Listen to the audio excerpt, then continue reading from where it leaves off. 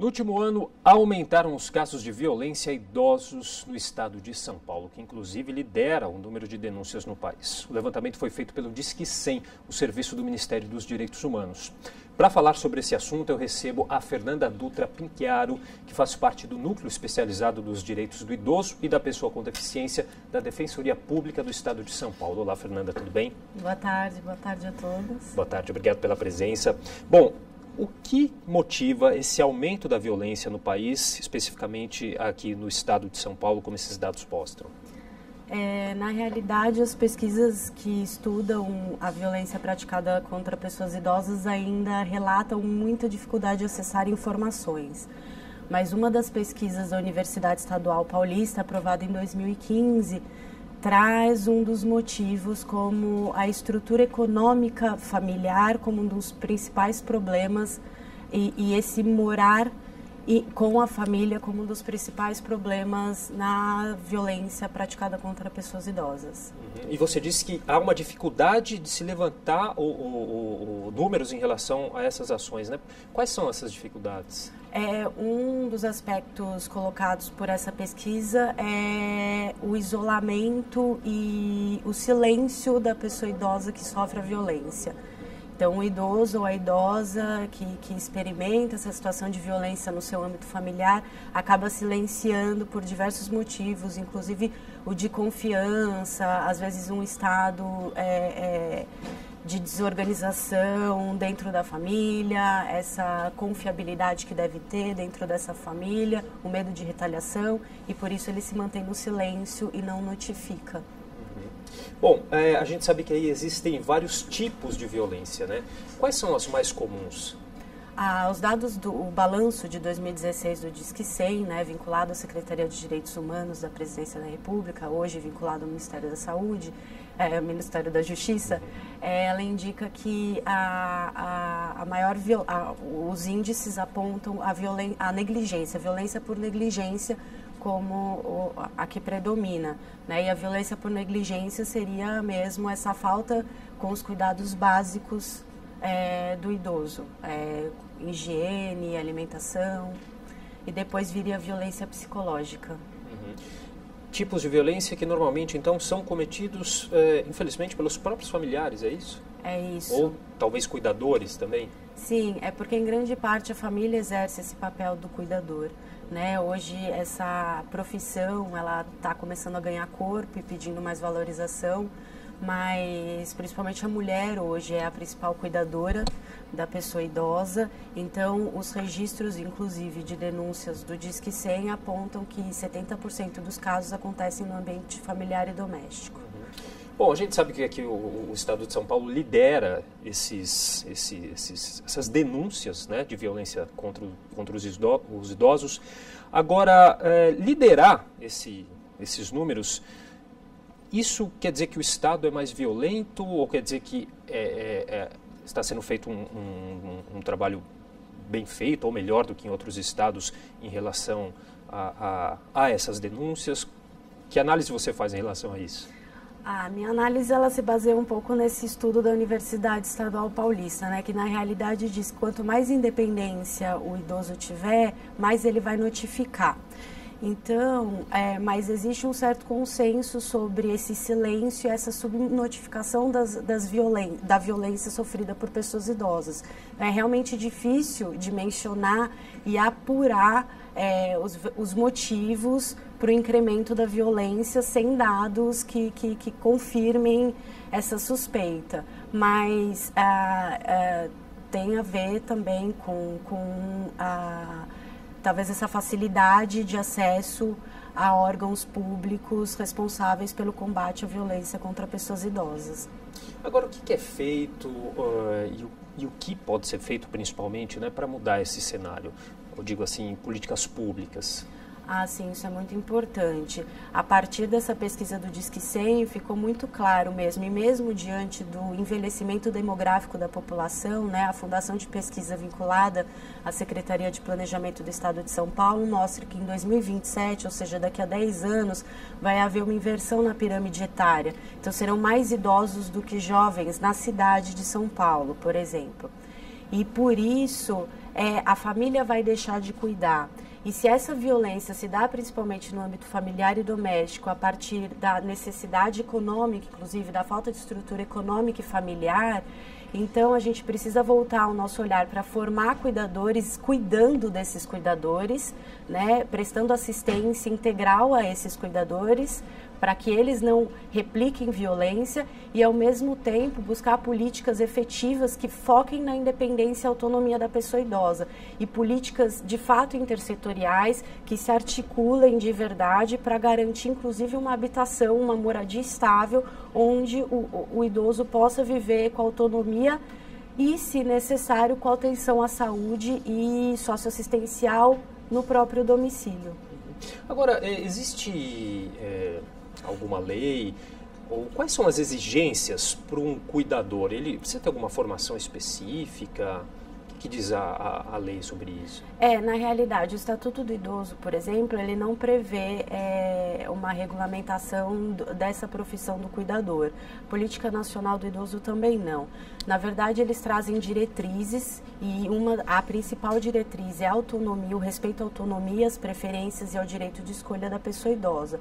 Hoje está em discussão, inclusive através de projetos, a formação dessa profissão de cuidadores, e existem cursos que formam familiares para serem cuidadores.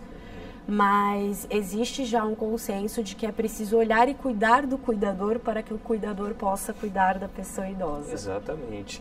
Agora, uma curiosidade que me ficou aqui. Normalmente essas denúncias, elas são feitas por quem? Em geral, vizinho, não sei, o próprio idoso, né, o Disque 100, ele é por telefone, então isso facilita um pouco o idoso que tem esse recurso disponível, então é pelo idoso. Tem também vizinhos e amigos de longa data, e isso a partir de uma experiência dentro da Defensoria do Núcleo, o Núcleo de Direitos do Idoso e da Pessoa com Deficiência da Defensoria, que fica na Avenida da Liberdade 32, quarto andar, mas que tem uma atuação para o estado inteiro. Nós recebemos as notificações do Disque 100. E em geral são das pessoas idosas, partem das pessoas idosas ou vizinhos e familiares. Ao mesmo tempo, muitas pessoas também comparecem lá no núcleo para relatar violência contra pessoas idosas. E nesse caso seriam amigos ou pessoas da comunidade. Então a comunidade exerce esse papel muito importante de fiscalizar e trazer a conhecimento dos órgãos responsáveis a violência. Uhum. Bom, aqui na capital a gente tem 8 delegacias especializadas em idosos, né? Você acha que isso é um número suficiente? Que tipo de trabalho é feito nessas delegacias? Na realidade é que eu não tenho um estudo específico para citar, mas os relatos que eu tenho recebido sobre comparecimento de idosos e idosas nessas delegacias não têm sido necessariamente relatos muito positivos, né? Um pouco na linha do que seria a delegacia especializada em direitos da pessoa com deficiência, por exemplo, eles são delegacias que requerem equipes multidisciplinares que trabalhem de forma interdisciplinar, né? E que tenham, inclusive, tempo para dar uma atenção e fazer escuta qualificada. Porque são pessoas em situação de extrema fragilidade, inclusive. Então, carece um pouco desse recurso, desses recursos humanos, essas delegacias. E isso gera uma falha no atendimento, diminuição de qualidade, enfim, acaba operando como uma delegacia comum. Agora, uma outra questão que eu verifiquei aqui, que a lesão corporal, né, aliás, as ocorrências que envolvem a lesão corporal, elas são atendidas em delegacias convencionais, distritos policiais convencionais, né? Não estão no Estatuto do Idoso, né? Por quê? Tem algum motivo? Na realidade, o Estatuto ele quis transformar os crimes ali previstos em ações penais públicas incondicionadas, ou seja, que não precisaria da representação da vítima e que o Ministério Público pudesse, então, como titular da ação penal, entrar com essas ações e punir os responsáveis. Mas a lesão corporal, está previsto no Código Penal de qualquer forma. O Código Penal se aplica a qualquer pessoa, inclusive a quem pratique crime contra pessoas idosas. Mas realmente não tem um tipo específico desse no Estatuto do Idoso. O Estatuto do Idoso prevê outros tipos. E você acha que o Estatuto ele cumpre o seu papel ou precisa de ajustes?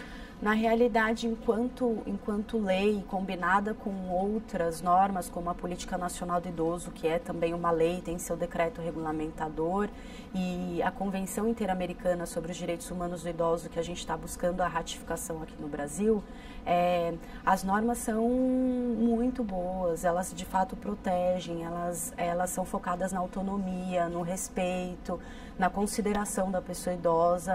Então, tem muitas normas com potencial enorme, mas existe um problema entre aquilo que está previsto e a conquista para concretizar, a conquista de efetivamente concretizar essas normas. E nesse ponto, como em diversos setores no nosso país, a gente verifica que a lei é muito boa, as normas são muito boas, mas existe uma grande diferença entre o que está na lei e o que é de fato cumprido e concretizado. Aí que está o grande problema, né? Ainda falando sobre a lei, foi publicado ontem, né, nessa quinta-feira, uma lei que garante prioridade especial a idosos maiores de 80 anos. Né? Por que isso é importante?